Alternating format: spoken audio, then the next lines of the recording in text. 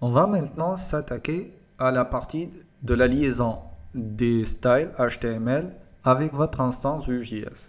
Donc l'idée la plus intuitive et la plus basique, c'est d'aller faire du property binding, c'est-à-dire que ici, au niveau de votre div, par exemple, si on veut modifier ce div-là, on va lui dire qu'on va avoir un style et ici, on va avoir un objet qui va représenter les styles à gérer.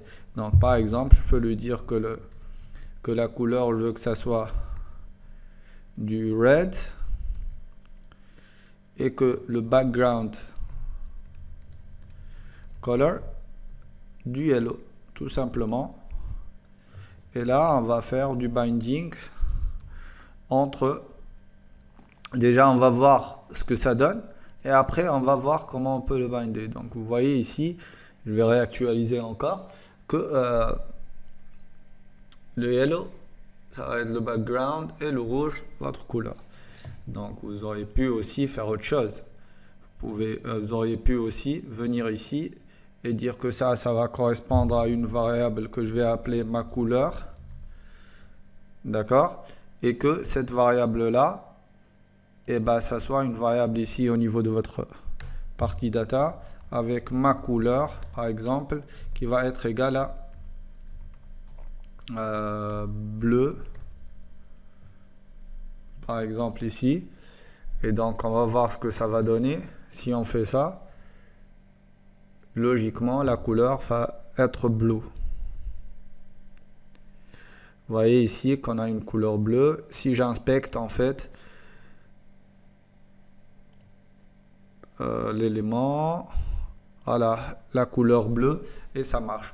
On aurait pu même faire plus que ça. Donc, aller associer à un input la valeur de cette propriété-là, changer l'input pour voir le changement directement au niveau de votre div.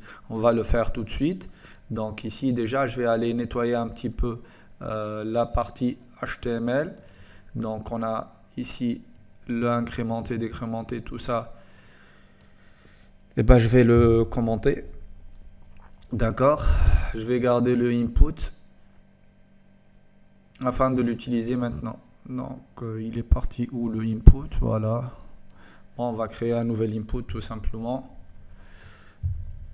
Ici, voilà. Et je vais lui dire que je veux avoir un vModel et que je veux binder la propriété ma couleur. Voilà, tout simplement. Et là, si on actualise notre code, on va avoir moins de texte et moins de choses ici, de visibles. Voilà. Ici, par exemple, si je fais du red, vous voyez qu'automatiquement, c'est changé en rouge. Si je mets du black, ça va être du black. Si je mets du white, ça va être du white. Si je mets du pink, tout ce que vous voulez, donc ça change automatiquement.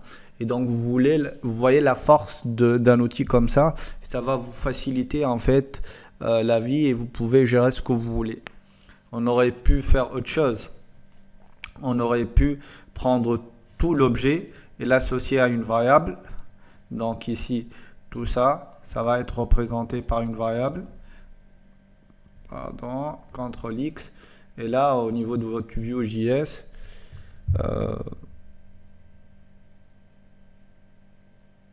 en fait, je vais utiliser un computed.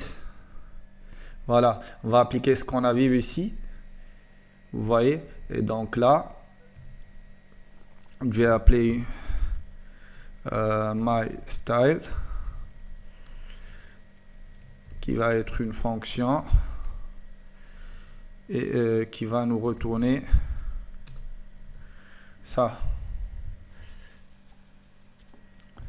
Et là, au lieu d'avoir ma couleur, ça va être this.maCouleur. Et là, puisque c'est du computed properties, donc à chaque fois qu'on va changer la propriété ma couleur, automatiquement, elle va mettre à jour cette partie-là.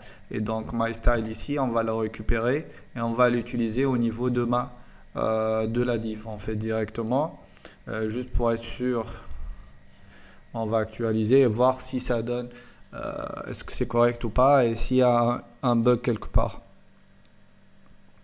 A priori, il n'y a pas de problème puisque c'est du blue. Et là, si je mets du red, bah, ça marche.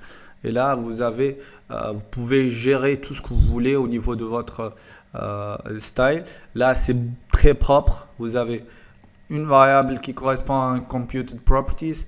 Votre computed properties, elle correspond à un objet. Cet objet-là, eh ben, il correspond à votre style, à l'ensemble des styles que vous voulez gérer. Celui-là, il peut être associé à une nouvelle variable et ainsi de suite. Et là, vous avez une gestion très propre de vos styles.